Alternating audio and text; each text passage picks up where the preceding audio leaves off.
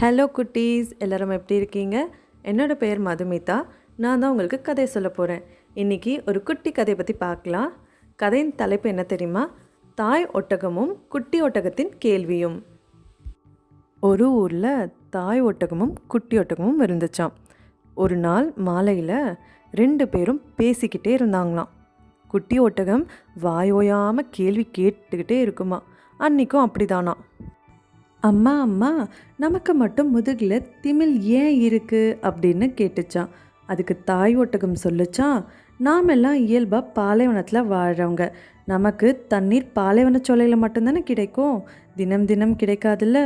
அதனால தான் கிடைக்கிற தண்ணீரை முடிந்த அளவுக்கு நம் உடம்புல சேமித்து வச்சுக்கணும்.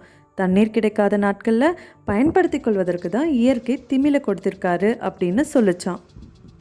குட்டி ஒட்டகம் மறுபடியும் ஒரு கேள்வி கேட்டுச்சான். நமக்கு கண்ணிமை கெட்டியாக இருக்கே, மூக்கு மூடி இருக்கே, மற்ற மிருகத்துக்கு அப்படி ஏன் இல்லை அப்படின்னு கேட்டுச்சான்.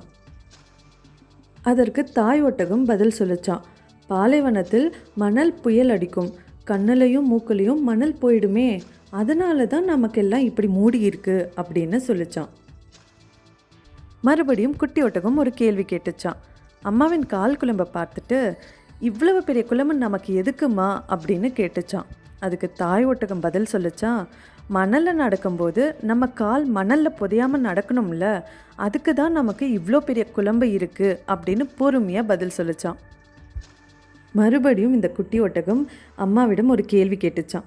அம்மா அம்மா, நமக்கு பல்லும் நாக்கும் இவ்வளவு கெட்டியாக ஏன் இருக்குது அப்படின்னு கேட்டுச்சான்.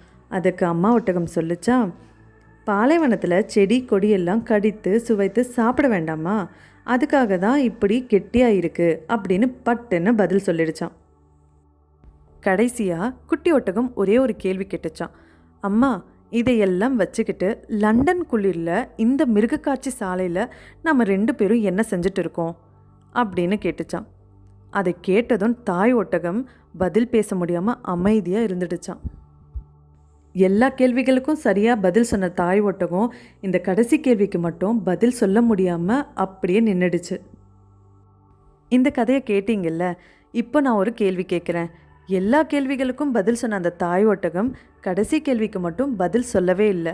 அது என்ன பதிலாக இருக்கும், அந்த தாய் ஒட்டகம் என்ன நினச்சிருக்கோம், அதை உங்களுக்கு தெரிஞ்சால் மறக்காமல் கமெண்ட் செக்ஷனில் கமெண்ட் பண்ணுங்கள். என்ன குட்டீஸ், இந்த கதை உங்களுக்கு பிடிச்சிருக்கா? கண்டிப்பாக பிடிச்சிருக்கும்னு நம்புகிறேன். மேலும் இது போன்ற கதைகள் நீங்கள் கேட்கணும்னு விருப்பப்பட்டாலோ பார்க்கணும்னு விருப்பப்பட்டாலோ மறக்காமல் என்னோடய சேனலை சப்ஸ்கிரைப் பண்ணுங்கள். அண்ட் அதுக்கு பக்கத்தில் இருக்க பெல் ஐக்கானையும் ப்ரெஸ் பண்ணுங்கள். அப்போ தான் நான் போடுற வீடியோஸ் உங்களுக்கு நோட்டிஃபிகேஷனில் காட்டும். அதை பார்க்கறதுக்கு ஹெல்ப்ஃபுல்லாகவும் இருக்கும். அடுத்து ஒரு புதிய கதையுடன் உங்களை சந்திக்க வரேன். Until then, bye from Madhumita. நன்றி, வணக்கம்.